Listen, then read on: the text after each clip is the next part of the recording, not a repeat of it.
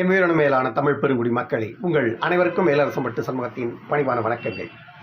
அன்பு உறவுகளே, நம்முடைய சேனலை நீங்கள் காண்பது இதுவே முதல் முறையாக இருந்தால் நம்முடைய காணொலியை நீங்கள் தொடர்ந்து காண வேண்டுமென்றால் உடனே சப்ஸ்கிரைப் செய்து கொள்ளுங்கள்.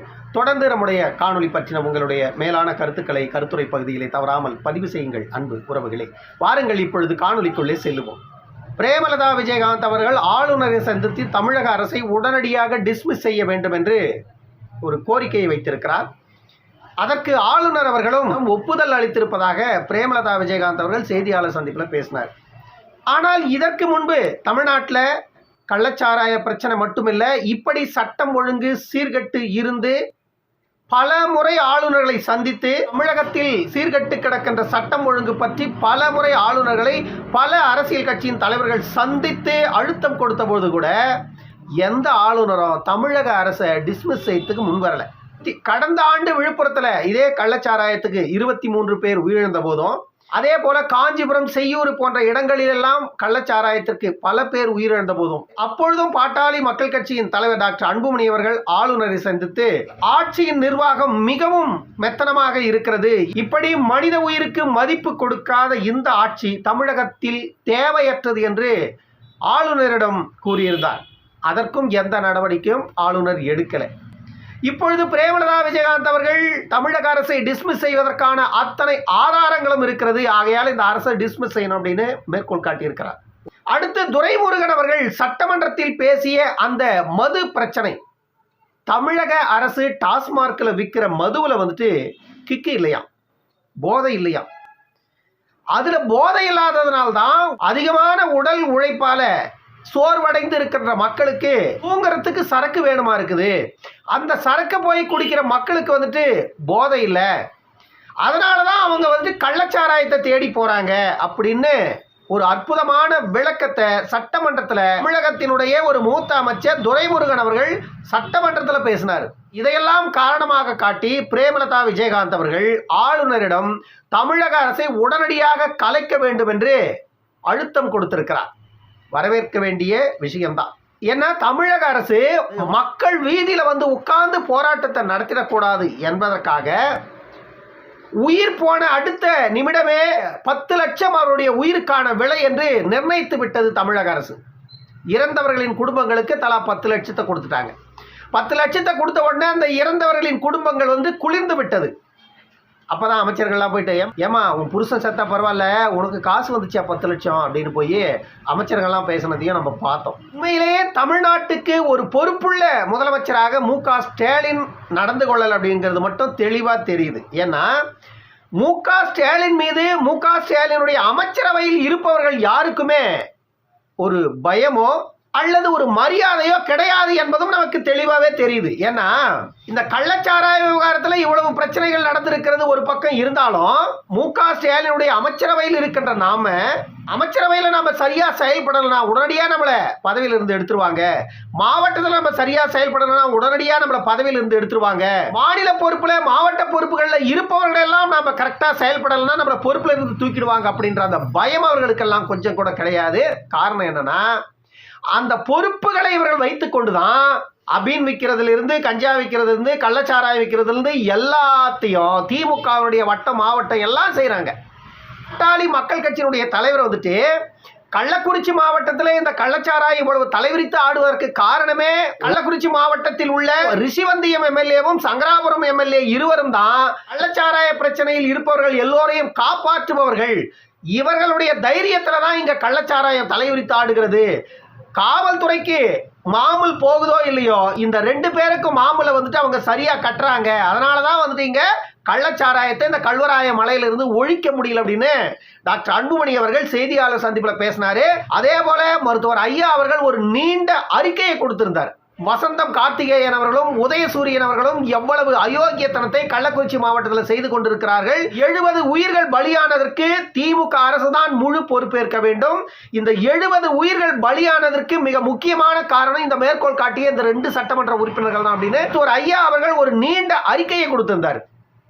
இதுக்குதான் இவங்களுக்கு ரோசம் அப்படியே பொங்கி வந்துட்டு நீயா நானா பார்த்துடலாம் வாங்க, எங்க மீது உள்ள குற்றத்தை நிரூபிச்சுட்டா நாங்க பொது வாழ்க்கையில இருந்தே விலகிறோம். ஒருவேளை நீங்கள் அந்த குற்றத்தை நிரூபிக்க முடியலனா நீங்க பொது வாழ்க்கையில இருந்து விலகிடுங்க அப்படின்னு ஒரு பெரிய சவாலை விட்டாருங்க இந்த 2 சட்டமன்ற உறுப்பினர்களும். அதன் பிறகு மருத்துவர் ஐயா அவர்களுக்கும் டாக்டர் அண்ணன் அன்புமணி அவர்களுக்கும் திமுகவினுடைய வழக்கறிஞர் வில்சனை வச்சு ஒரு வக்கீல் நோட்டீஸையும் கொடுத்திருந்தாங்க.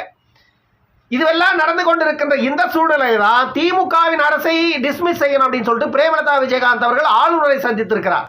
பிரேமலதா விஜயகாந்த் அவர்கள் ஆளுநரை சந்திப்பதற்கு பல காரணங்கள் இருக்கிறது. ஏனென்றால் நீண்ட நாட்களாக தேமுதிக இருக்கின்ற இடம் தெரியாமல் மறைந்து போயிருந்தது. விஜயகாந்த் அவர்களுடைய மறைவுக்கு பிறகு தேமுதிக அனுதாப அலையில நடந்து முடிந்த பாராளுமன்ற தேர்தலில் விருதுநகர் தொகுதியில் விஜயகாந்த் அவருடைய மகன் விஜயபிரபாகரன் அவர்கள் கணிசமான வாக்குகளை பெற்று குறைந்த வாக்கு வித்தியாசத்தில் ஒரு 4000 வாக்கு வித்தியாசத்தில் ஒரு தோல்வியை தழுவியிருந்தார். ஆகையால விஜயகாந்த் அவர்களுடைய வாக்கு மீண்டும் தேமுதிகவிற்கு திரும்பி இருக்கிறது. இதை நாம் தக்க வைத்துக் கொள்ள வேண்டும் என்பதற்காக மீண்டும் பிரேமலதா விஜயகாந்த் அவர்கள் அரசியல் களத்தில் தீவிரமாக செயலாற்ற தொடங்கி இருக்கிறார் என்பதுதான் நிதர்சனமான உண்மை. தமிழகத்தின் பிரதான எதிர்க்கட்சியான அதிமுக கள்ளக்குறிச்சி விவகாரத்தை சிபிசிஐடிக்கு மாற்றியது ஏற்புடையது அல்ல, சிபிஐ விசாரணை வேண்டும் அப்படின்னு அதிமுகவினுடைய பொதுச் செயலாளர் எடப்பாடி பழனிசாமி அவர்கள் கருப்பு சட்டை உண்ணாவிரத போராட்டத்தை 2-3 நாட்களாக சென்னையில் நடத்தினார்.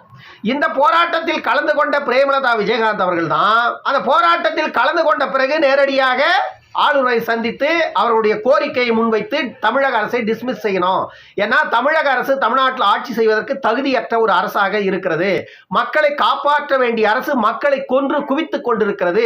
மக்களின் உயிருக்கு இங்க பாதுகாப்பு இல்லை. அதனால தமிழக அரசு உடனடியாக டிஸ்மிஸ் செய்யணும் அப்படின்னு சொல்லி பிரேமலதா விஜயகாந்த் அவர்கள் ஆளுநரை சந்தித்திருந்தார். இதே போராட்டத்தில் தான் எடப்பாடி பழனிசாமி அவர்களையும் பிரேமலதா விஜயகாந்த் அவர்களையும் சந்தித்து சீமான் அவர்கள் அந்த போராட்டத்திற்கு ஆதரவு தெரிவித்தார். சீமான் அவர்கள் அந்த போராட்டத்திற்கு ஆதரவு தெரிவித்ததற்கு மிக முக்கியமான காரணம் என்ன அப்படின்னா, விக்கிரவாண்டி இடைத்தேர்தலில் அதிமுக போட்டியில இல்லை, ஆனா சீமான் போட்டியில இருக்காரு. அதிமுக போட்டியில இல்லாததுனால விஜயகாந்துடைய வாக்குகளையும் அதிமுகவினுடைய வாக்குகளையும் நாம் தமிழர் கட்சிக்கு கொடுங்க, திமுகவையும் பாமகவையும் தோற்கடித்து இங்கு நாம் தமிழர் கட்சி வெற்றி பெற்றால் முதன்முறையாக சட்டமன்றத்தில் எங்களுடைய குரல் ஒலிக்கும் அப்படின்னு சீமான் அவர்கள் போயிட்டு பிரேமலதா விஜயகாந்த் அவர்களையும் எடப்பாடி பழனிசாமி அவர்களையும் கேட்டதாக கூறப்படுகிறது.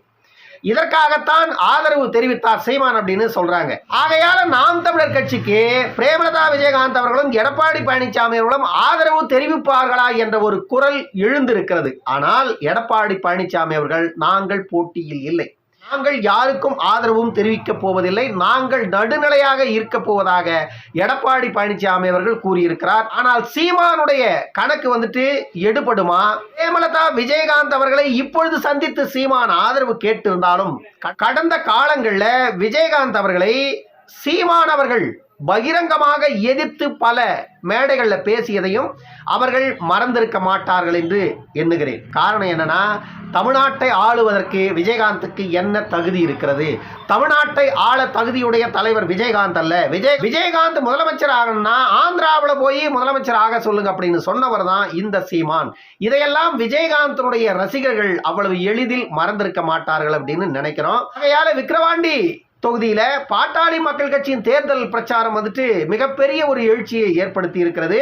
அதே போல ஆளுகின்ற இயக்கமான திமுகவினுடைய எந்த ஒரு தேர்தல் பிரச்சாரமும் பெரிதாக இல்லை. ஆனால் அவர்கள் வீட்டில் உள்ள தலைகளை கணக்கெடுத்து அவர்களுக்கு கொடுக்க வேண்டியதை வீடு வீடாக சென்று கொடுப்பதில் தீவிரம் காட்டி வருகிறார்கள். அதே போன்று சீமான் அவர்களுடைய தேர்தல் பிரச்சாரம் களை கட்டி இருக்கிறது. விக்கிரவாண்டியில பாட்டாளி மக்கள் கட்சியும் நாம் தமிழர் கட்சி மட்டுமே விக்கிரவாண்டியில தேர்தல் பிரச்சாரங்களை களத்தில் செய்து கொண்டிருக்கிறது. இந்த 2 கட்சிகளை தவிர ஆளும் அதிகார வர்க்கமான திமுக தேர்தல் பிரச்சாரத்தை பெரிதாக முன்னெடுக்கவில்லை. காரணம் என்னன்னு கேட்டா, அவர்கள் தேர்தல் பிரச்சாரம் செய்தால் மக்கள் கேள்வி கேட்பார்கள். கேள்வி கேட்கின்ற மக்களுக்கு பதில் சொல்லுவதற்கு நம்மிடம் பதில் இல்லை. ஆகையால மறைமுகமாக செய்ய வேண்டிய கையூட்டை எல்லாருக்கும் கொடுத்து வாக்குகளை எப்படியாவது கபலீகரம் செய்து விட வேண்டும் என்று திமுகவினுடைய 9 பொறுப்பு அமைச்சர்கள், விக்கிரவாண்டியின் 9 பொறுப்பு அமைச்சர்களும் தீவிரமாக செயலாற்றி கொண்டிருக்கிறார்கள். சமீபத்தில் ஒரே 1 கோடி ரூபாயை மட்டும்தான் தேர்தல் பறக்கும் படை பிடித்திருக்கிறது. விக்கிரவாண்டி தொகுதிக்கு சப்ளை செய்வதற்கு திமுக கொண்டு சென்ற பணம் என்றுதான் அது கூறப்பட்டது. இப்படி இருக்கின்ற விக்கிரவாண்டியின் தேர்தல் வெற்றி பெறப்போவது மக்களா அல்லது பணமா என்பதை நாம் பொறுத்திருந்துதான் பார்க்க வேண்டும். ஏற்கனவே நடந்து முடிந்த நாடாளுமன்ற தேர்தலில் வெற்றி பெற்றது பொய்யும் பணமும். இப்பொழுது நடந்து கொண்டிருக்கின்ற இந்த இடைத்தேர்தலில் ஒருவேளை மக்கள் வெல்லுவார்களா அல்லது மக்களை பணம் வெல்லுமா என்பதை நாம் பொறுத்திருந்துதான் பார்க்க வேண்டும். இன்னொரு காணொலியில் சந்திக்கும் வரை உங்களிடமிருந்து விடைபெற்றுக் கொள்வது மேலரசம்பட்டு சண்முகம். நன்றி, வணக்கம் அன்பு உறவுகளே.